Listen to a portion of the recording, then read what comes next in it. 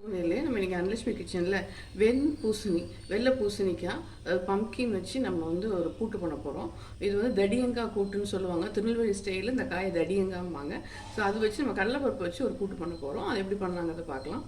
நான் வந்து தடியங்காய் எடுத்துருக்கேன், கட் பண்ணி நல்லா கழுவி எடுத்து வச்சுருக்கேன். இப்போ இதுக்கு தேவையான மசாலா அரைக்கணும். இதுக்கு வந்து நான் பச்சை மிளகா காரத்துக்கு ஒரு 3 பச்சை மிளகா போடுறேன். கொஞ்சமாக சின்ன வெங்காயம், தேங்காய், இஞ்சி துண்டு. இதை ஃபஸ்ட்டு இன்னும் கொஞ்சோண்டு இதில் சீரகம் ஆட் பண்ணிக்கலாம். ஆட் பண்ணி இதை ஃபஸ்ட்டு நல்லா ஃபைன் பேஸ்ட்டாக அரைச்சி எடுத்து வச்சுக்கலாம். அவ்வளோதான். இதை நல்லா தண்ணி விட்டு அரைச்சி எடுத்துக்கலாம். தேங்காய், சீரகம், இஞ்சி, பச்சை மிளகா இது எல்லாத்தையும் நம்ம கொஞ்சோண்டு சின்ன வெங்காயம் போட்டு நம்ம ஃபைன் பேஸ்ட்டாக நான் அரைச்சி எடுத்துக்கிட்டேன். அடுத்து வந்து கடலைப்பருப்பு. இதுக்கு கடலைப்பருப்பு தான் மெயின். இந்த கடலைப்பருப்பை நான் என்ன பண்ணேன், கொஞ்சம் ஊற வச்சு ஒரு 2 hours 3 hours ஊற வச்சுட்டு அதுக்கப்புறம் நான் வேக வச்சு எடுத்துக்கிட்டேன். நீங்கள் வந்து டேரெக்டாக வேக வைக்காமல் ஊற வச்சது கூட குக் பண்ணலாம். கொஞ்சம் டைம் எடுக்கும். இன்னொன்று வந்து கொஞ்சம் நல்லா சாஃப்டாக மலராது. நான் அதனால் பாருங்கள் ஓரளவுக்கு இதை குக் பண்ணிட்டேன். இது அந்த தடியங்கோட சேர்த்து குக் பண்ணும்போது நல்லா ஆயிடும். நான் இன்னைக்கு காலையில் சப்ஜி மாதிரி சப்பாத்திக்கும் சைட் டிஷ்ஷாக வைக்கிறதுக்காக தான் முதல்ல நான் அதை குக் பண்ணிட்டேன். நீங்கள் சாதத்துக்கு சாப்பிட போகிறதா இருந்ததுன்னா நீங்கள் ஊற வச்சு இதோட சேர்த்து குக் பண்ணிக்கலாம். இப்போ நான் கடாயில் எண்ணெய் விட்டுட்டேன். எண்ணெய் காயட்டும். வந்துருச்சு. தாளிக்கிறதுக்கு கடுகு போட்டுக்கலாம். கொஞ்சம் உளுத்தம் பருப்பு நல்லா வெடிக்கட்டும். ஒரு பெரிய வெங்காயமும் ஒரு காஞ்ச மிளகாவும் போடுறேன். ஏன்னா நம்ம 3 பச்சை மிளகா ஆல்ரெடி அரைச்சி வச்சுருக்கோம்.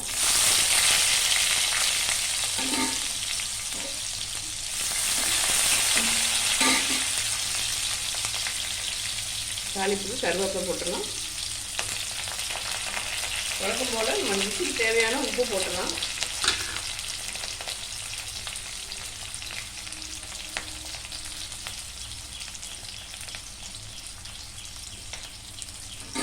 குயிக்காக வதங்கிடும். இந்த நேரத்தில் நல்லா வதங்கிடுச்சு. இந்த நேரத்தில் நான் தடியங்காவை பூசணிக்காவை போட்டுடலாம். பூசணிக்காவை போட்டுட்டு ஒரு கலட்டி விட்டுக்கலாம்.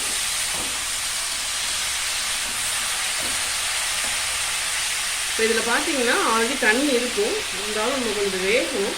அதுக்காக நம்ம இந்த கடலைப்பருப்பு வேக வச்சு தண்ணி வச்சுருக்கேன். நான் அதை கொஞ்சம் ஊற்றிக்கிறேன். ஊற்றிட்டு இந்த டிஷ்ஷுக்கு தேவையான மஞ்சத்தூளை போட்டு இதை மூடி வச்சு ஃபுல்லாக குக் பண்ணி எடுத்துருவோம்.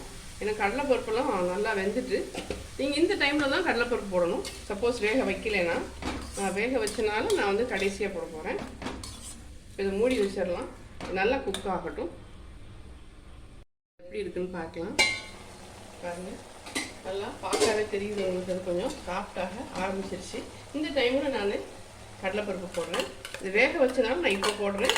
நீங்கள் வந்து எப்போ தடியங்காய் போட்டிங்களோ அந்த டைம்லேயே கடலைப்பருப்பு போட்டுருவோம். ஊற வச்சுருந்தீங்கன்னா நான் கொஞ்சம் சாஃப்டாக இருந்ததுன்னா கொஞ்சம் சாப்பிட்றதுக்கு நல்லாயிருக்கும் சப்பாத்திக்குங்கிறதுக்காக தான் நான் போட்டேன். வேறு ஒன்றும் இல்லை.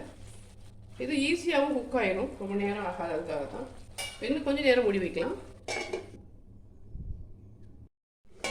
பாருங்கள், நல்லா கொதிச்சிருச்சு. இன்னும் இந்த கடலைப்பருப்பும் பாருங்கள், நீங்கள் மலர்ந்து வரதை பார்க்கலாம். பிறகு இப்படி நீங்கள் செக் பண்ணிக்கலாம். நல்லா குக் ஆகிடுச்சு. நம்ம இந்த டைமில் அடுப்பை கொஞ்சம் குறைச்சி வச்சுட்டு இந்த அரைச்சி வச்சுருக்கிற விழுதை போட்டுடலாம்.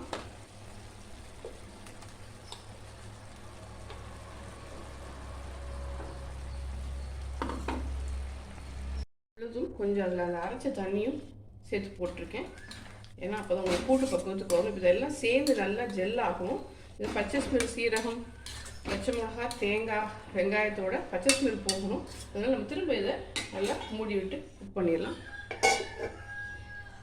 ஓப்பன் பண்ணி பார்க்கலாம். பாருங்கள், நல்லா கூட்டு பக்குவத்துக்கு வந்துருச்சு. இன்னொன்று இந்த பச்சை ஸ்மெல்லாம் போயிடுச்சுன்னா நீங்கள் செக் பண்ணிக்கலாம். உப்பெல்லாம் செக் பண்ணிக்கோங்க. இந்த டைமில் நீங்கள் வந்து கல்யாணத்துலாம் பார்க்கலாம், ஒயிட் கலரில் இருக்கும். நான் வந்து மஞ்சத்தூள் போட்டிருக்கேன், நல்லது, உடம்பு நல்லதுக்காக.